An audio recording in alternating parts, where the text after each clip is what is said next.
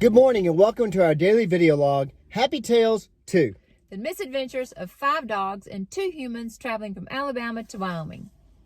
South Dakota is definitely the land of pop-up dog parks. I love it. Some good and some bad. Obviously a pun intended.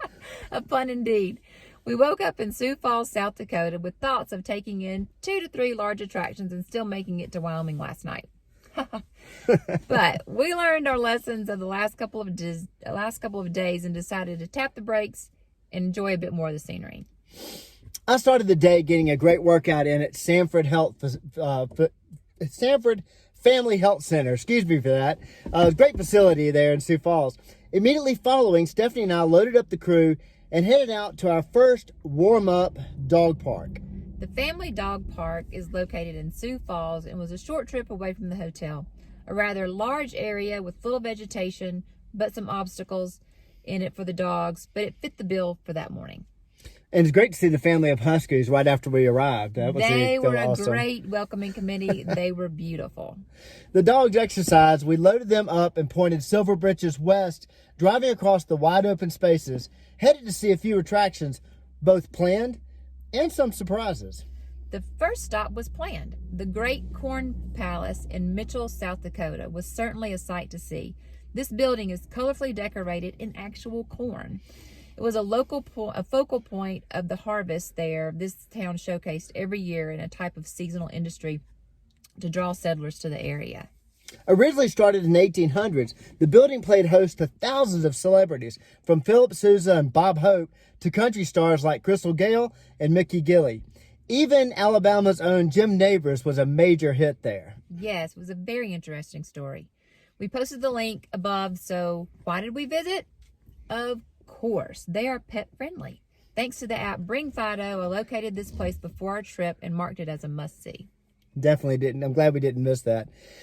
Starting to care less about our time and more about adventures, we got back on the interstate and again enjoyed these beautiful plains and wide open spaces of South Dakota, as well as taking in all the rather funny billboard advertising of all kinds of upcoming attractions in these small towns. Wait, let's get back to your pun. I didn't think she would let that go. This particular stretch of interstate also has a built-in detour, which is one of the 2 national parks we visited yesterday. The 30-mile jog into the Badlands is worth the per car fee. This place is unbelievable. I say that because it's difficult to comprehend how the terrain drastically changes. Check out the site in the comments. If you've never been, I'd definitely recommend going. Definitely. The animal lovers that we are, it was great to see some of the wildlife too. It was. We saw mule deer, which we see a lot of in Wyoming. Yeah. But also bison, and a new one for us, the bighorn sheep. Beautiful. Oh, I forgot to mention lunch. Oh, yeah.